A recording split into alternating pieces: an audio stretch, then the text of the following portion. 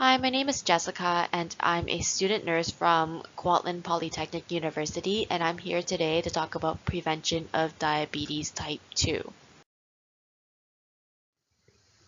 So just a quick overview of what I'm going to be going through.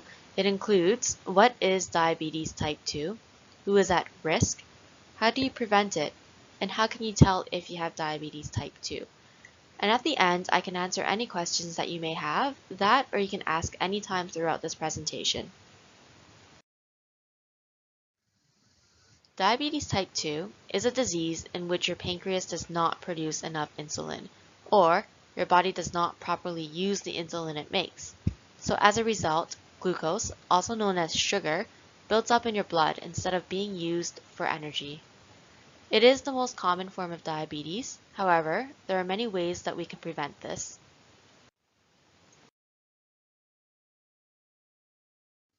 So here's a picture I like to use when I'm summing up what type 2 diabetes is.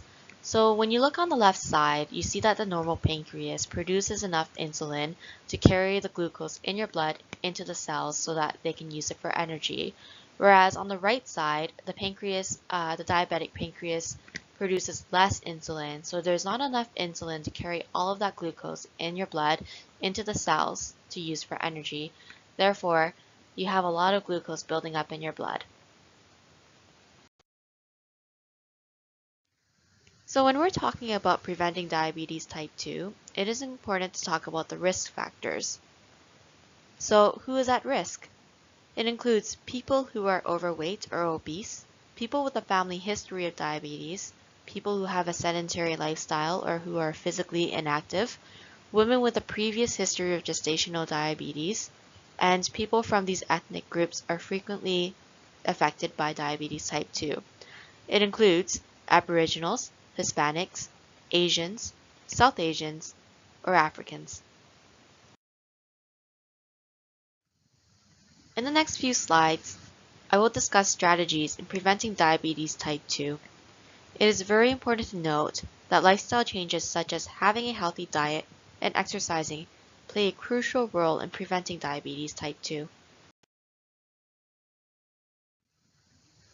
Looking at this picture and starting at the top right and going clockwise with the first image, you can see that 30 minutes of activity per day, 5 days per week, helps lower the risk of developing type 2 diabetes by 58%. Regular physical activity improves your body's sensitivity to insulin and helps manage your blood glucose levels. Physical activity can include a lot of things. Some examples are walking or biking instead of driving to work, taking the stairs instead of elevators and escalators, or jogging. Those are just some of the examples. With the second image, eating healthier diet. That includes less fats, but more fiber, whole grain, veggies, fruits, and lean meats. With the third image, you can see quit smoking. If you are a smoker, it is recommended that you quit. Centers for Disease Control and Prevention has found that smokers are 30 to 40% more likely to develop type 2 diabetes than non-smokers. With the last two images, you can see managing your weight and body mass index and monitoring and/or lowering your blood pressure and cholesterol. You can see that everything is connected. Exercising and healthier eating results in a healthier weight and BMI. This will then result in lower levels of cholesterol and a better blood pressure. These strategies together will lower your chances of getting diabetes type 2 significantly. If none of the lifestyle changes seem to work, talk to your doctor, and medications may be used, such as metformin.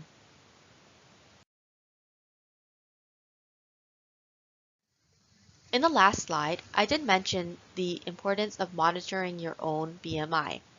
You can calculate your own BMI and monitor it using this formula. Weight over height squared. The weight is in kilograms and the height is in meters. Your goal is to remain between 18.4 to 24.9. Looking to the images on the right, the picture on the top is the body mass index for men, and the image on the bottom is the body mass index for women. These images show the average appearance and body shape for each category of BMI.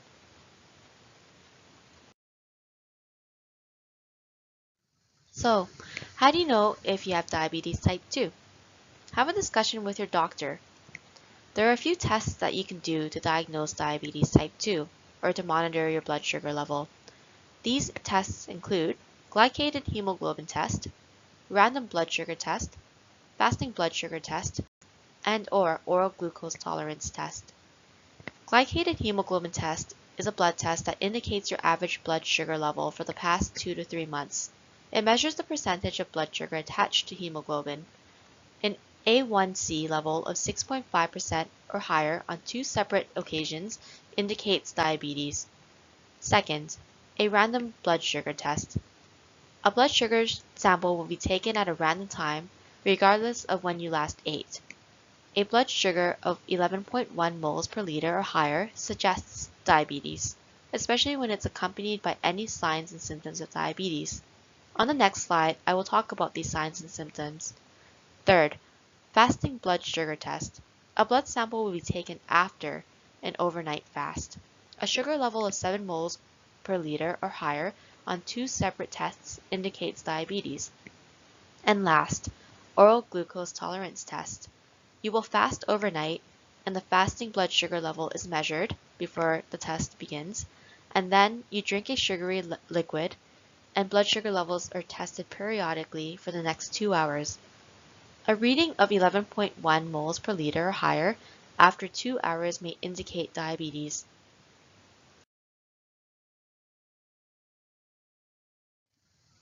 It is recommended by Canadian Diabetes Association that you get screened for diabetes every 3 years if you are 40 years or older, or you're considered high risk. So we discussed the risk factors of diabetes in the previous slide. It is important that you get screened more frequently if you are considered high risk. So again, have a discussion with your doctor about how often you should be getting screened.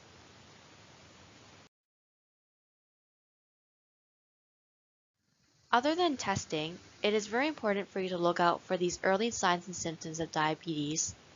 These signs and symptoms include constant hunger, unexplained weight loss, a lack of energy, fatigue, excessive thirst, frequent urination, dry mouth, itchy skin, and blurry vision.